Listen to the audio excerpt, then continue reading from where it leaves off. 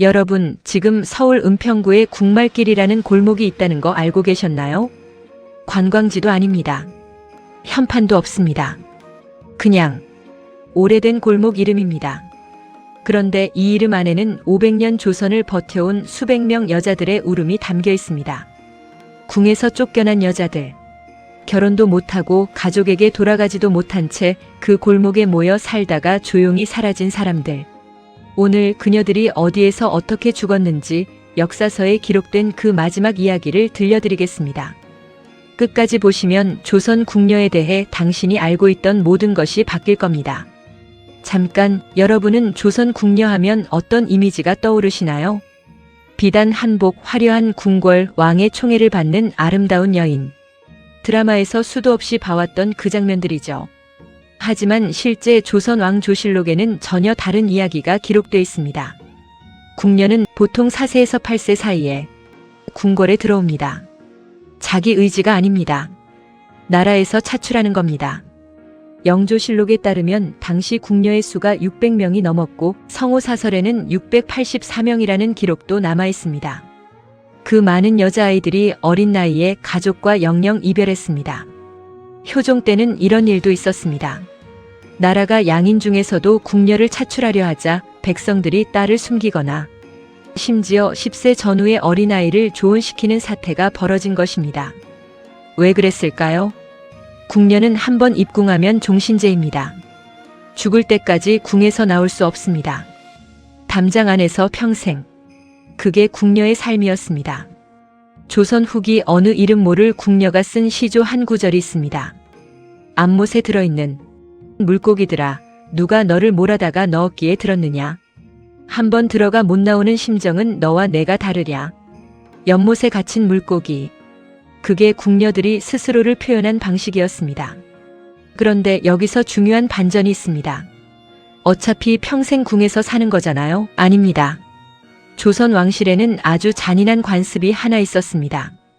바로 출궁제도입니다. 왕족이 아닌 사람은 궁 안에서 죽을 수 없다는 법도가 있었습니다. 그래서 죽음이 가까워진 궁녀는 죽기 전에 반드시 궁 밖으로 내보내야 했습니다. 평생을 궁에서 살았는데 죽는 것만큼은 궁에서 하면 안 된다고. 임진왜란 이후 창덕궁을 정전으로 쓰던 시절 출궁된 궁녀들은 뒷문, 요금문을 통해 쫓기듯 궁궐을 빠져나가야 했습니다. 허리가 굽은 노파가 평생 닦아온 그 궁궐 마룻바닥을 마지막으로 밟으며 뒷문으로 나가는 모습을 한번 상상해 보십시오. 그녀는 어디로 갔을까요? 여기서 우리가 오늘 주목할 인물 한 명을 소개해 드리겠습니다. 이름은 기록에 남아있지 않습니다. 그녀를 편의상 옥섬이라 부르겠습니다. 옥섬은 8세에 입궁했습니다. 1800년대 후반 조선 말기의 일입니다. 친박 라인으로 시작해 바느질 솜씨가 뛰어나 상궁 반열에 오른 여인입니다. 그녀는 40년을 궁에서 살았습니다. 보고 싶은 가족도 하고 싶은 결혼도 모두 포기했습니다. 궁이 곧 세상이었습니다. 궁이 곧 집이었습니다. 그런데 어느 날 무릎이 굳고 몸이 더 이상 궁의 일을 감당할 수 없게 되자 출궁 명령이 내려집니다. 그녀의 나이 60이 넘었을 때였습니다. 아는 사람도 없고 돌아갈 집도 없습니다.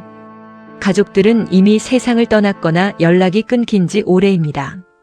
돈은 궁에서 받은 상류를 조금 모았지만 그걸로 혼자 살아가기엔 턱없이 부족했습니다. 그녀는 뒷문을 통해 나갔습니다. 그리고 비슷한 처지의 옛 동료들이 모여 산다는 마을을 찾아갔습니다.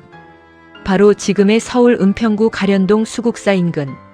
그 마을의 이름이 궁마을이었습니다. 그런데 문제는 여기서 끝이 아닙니다. 출궁된 궁녀들에게는 또 하나의 족쇄가 있었습니다. 결혼 금지.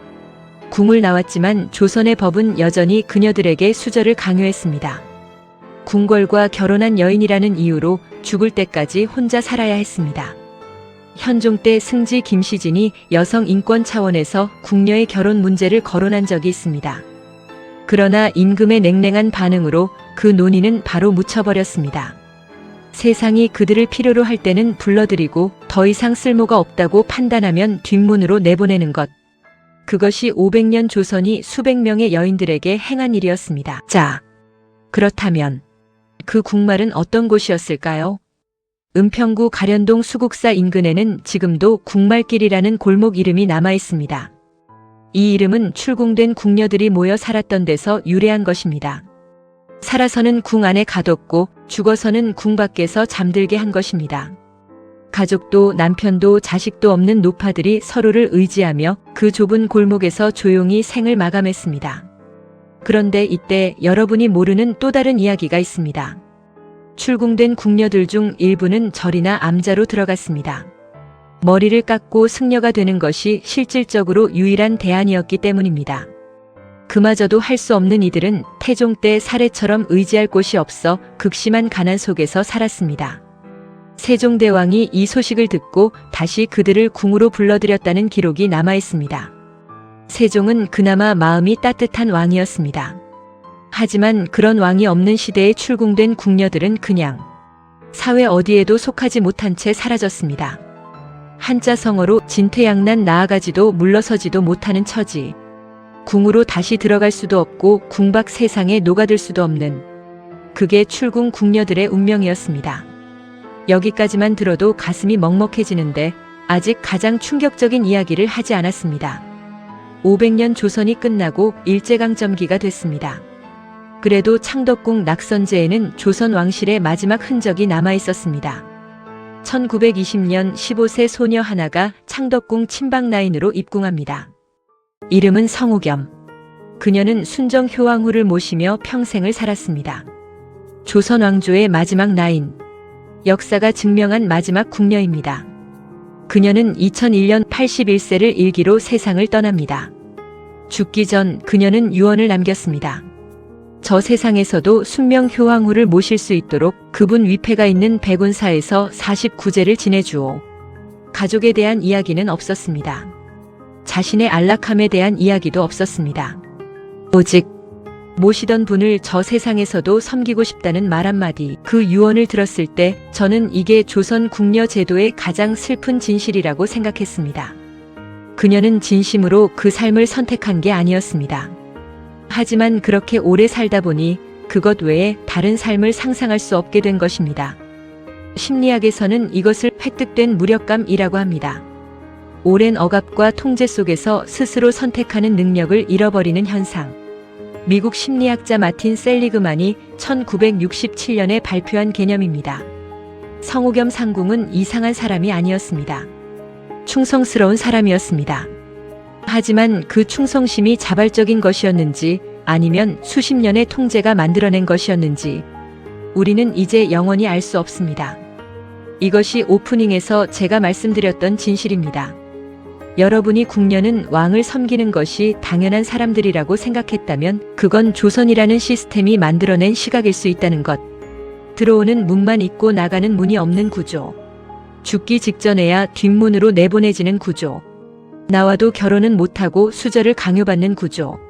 그리고 그 모든 것을 당연하게 받아들이도록 길들여진 여자들. 이걸 지금의 언어로 다시 생각해보면 어떨까요?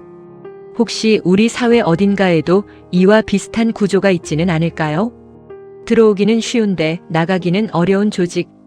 충성을 당연하게 요구하되 보상은 불분명한 관계. 헌신한 사람에게 뒷문을 열어주는 시스템. 우리 주변에서 이런 구조를 본 적 있으신가요? 조선 궁녀는 4세에서 8세에 궁에 들어와 평생 나올 수 없었습니다. 출궁은 죽기 직전에야 허락되었고 나와서도 결혼은 금지였습니다. 갈 곳 없는 그녀들은 서울 은평구 가련동 수국사 인근 궁말에 모여 살다 세상을 떠났습니다. 그리고 마지막 궁녀 성우겸 상궁은 세상을 떠나며 하는 말. 저 세상에서도 모시고 싶다고. 그 말이 자유로운 선택이었는지 아니면 오랜 시간이 만들어낸 체념이었는지 그것은 이제 역사가 판단할 몫입니다. 조선의 궁녀들 5편을 마무리하면서 그동안 시청해 주셔서 감사합니다. K 스토리텔링 채널입니다.